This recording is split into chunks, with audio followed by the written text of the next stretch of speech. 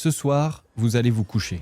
Votre téléphone est en charge, la maison est silencieuse. Et quelque part, dans un serveur, votre banque est en train de gagner de l'argent avec le vôtre. Pas illégalement, pas en cachette. C'est même exactement comme ça que le système bancaire fonctionne depuis des siècles. Mais la plupart des gens ne savent pas précisément ce qui se passe, ni combien ça rapporte à la banque.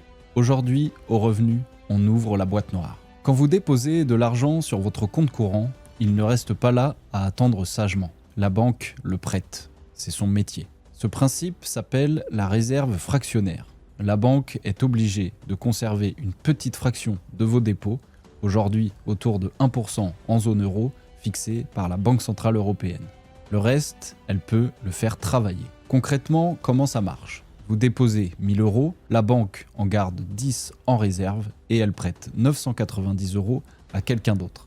Un particulier qui achète une voiture, une entreprise qui finance un stock, cet emprunteur paye des intérêts. Et vous, sur votre compte courant, vous ne touchez rien. Mais ce n'est pas tout, ce n'est que le premier niveau. En pratique, les banques font 3 choses avec l'argent de leurs clients. Premièrement, elles prêtent. Crédit immobilier, crédit à la consommation, découvert autorisé, prêt aux entreprises, c'est le cœur historique du métier.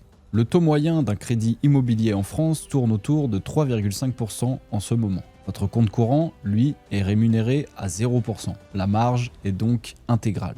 Deuxièmement, elles investissent. Une partie des dépôts va dans des obligations d'État, des produits financiers, parfois des actions via leur filiale de gestion d'actifs.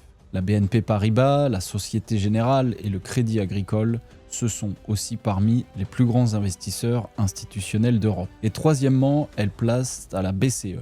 Depuis 2022, les banques peuvent déposer leur excédent de liquidité auprès de la Banque Centrale Européenne et toucher des intérêts. Pendant que la BCE relevait ses taux pour lutter contre l'inflation, les banques européennes ont touché des dizaines de milliards d'euros en intérêts sur ces dépôts, payés en partie par les contribuables. C'est ce qu'on appelle les super profits bancaires, dont vous avez peut-être déjà entendu parler. BNP Paribas a dégagé 11,2 milliards d'euros de bénéfices nets en 2023. Crédit Agricole, 8,5 milliards. La Société Générale, 2,5 milliards en année difficile.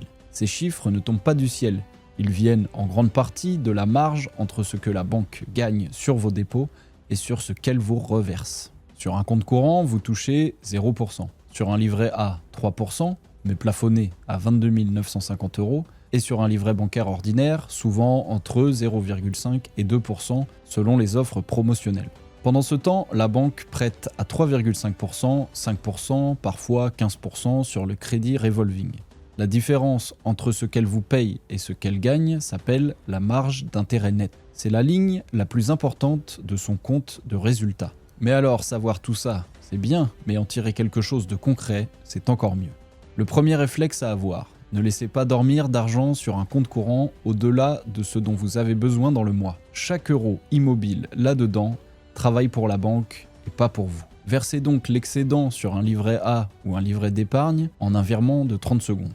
Deuxième réflexe, si vous êtes actionnaire ou si vous envisagez de l'être, les banques françaises sont parmi les plus grosses capitalisations du CAC 40. BNP Paribas, Crédit Agricole, Société Générale versent des dividendes réguliers. Il y a une certaine logique à toucher une partie des bénéfices générés par vos propres dépôts, via un PEA évidemment. Troisième réflexe, comparer les taux des livrets bancaires. Certaines néobanques et banques en ligne proposent des livrets à 3% ou plus sur des sommes non plafonnées, en promotion ou de façon permanente. Ce n'est pas spectaculaire, mais sur 20 000 €, la différence entre 0,5 et 3%, c'est 500 € par an sans aucun risque supplémentaire. La banque n'est pas votre ennemi. Elle remplit un rôle essentiel, financer l'économie, permettre aux entreprises d'emprunter, aux ménages d'acheter leur logement. Mais elle n'est pas non plus votre associé. Elle fait un métier et ce métier consiste à transformer votre épargne en profit. La seule question qui compte dans tout ça, est-ce que vous récupérez une part équitable de ce que votre argent génère ? Dans la plupart des cas, la réponse est non. Pas parce que la banque triche, mais parce que personne ne vous a expliqué comment le système fonctionne.